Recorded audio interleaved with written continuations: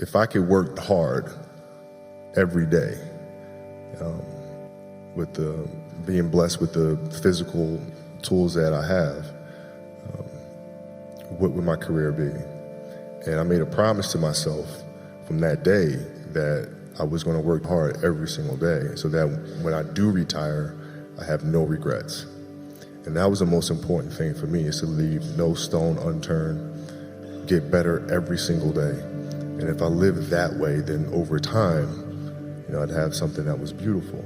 But that was my philosophy. It seems like a pretty simple one, but if you live your life to just get better every single day, you do that for 20 years, what do you have?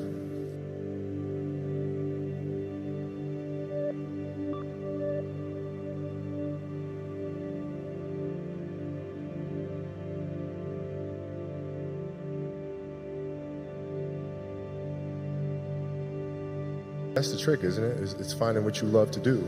We talk about hard work all the time. It's like, man, if you got to get up every single morning and remind yourself how hard you need to work, you probably need to choose a different profession, because that shouldn't be there. I wake up in the morning excited to get to it. If I'm not training, I'm missing it. If I'm not watching a game of basketball, I miss it. There's no place I'd rather be. And if you have that feeling, then you're truly doing what God has put you on this earth to do. I think the best way to prove your value is to work, is to learn, is to absorb, to be a sponge. Right? But you always want to outwork your potential.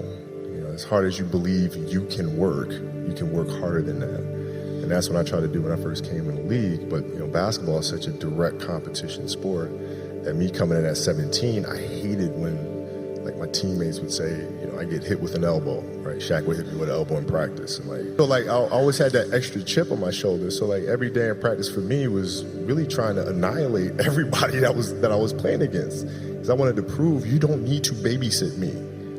I'm fine, And so it's always that competitive nature, the work ethic, and curiosity. Because I asked a lot of questions. Playing with Bryant Scott, I asked him a lot of questions. Eddie Jones, who was great at chasing guards off the screens, and I didn't understand how to do that. I would sit with him before practice, after practice. Magic, James Worthy, Kurt Rambis, Kareem Abdul, all the Laker greats. I would always sit down and just ask them questions about certain games that I studied growing up. What actually happened there? What did you feel there? Why?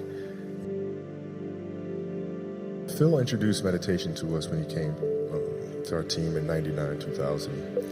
And it was something that I instantly gravitated to because I could see the effects. Right? I used to watch, studying the games, the Bulls teams, and watching their demeanor, watching their composure, playing in a tough place like Utah during the finals and being down 17. Couldn't tell if they were down 17 or up 20 or a tie game, and never changed. And I was wondering why the hell that is. And that's when I started doing more research. And when Phil came, I immediately gravitated to it and found myself accepting the challenge of finding what that space is.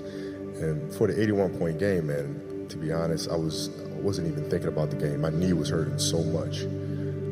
I didn't know then, but I had a flapper joint of cartilage stuck in my joint line. And so my mind was really trying to go to a place where I don't feel that pain. And the game started, and because of that, I was just in a different space. I wasn't worried about what was to come. I wasn't worried about what just happened. I was just here. And when you're just there in the moment, playing plays right in front of you, your focus is heightened because nothing else matters.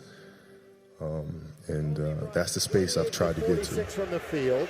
This would be 18 for 20 from the line and an 81-point game. 55.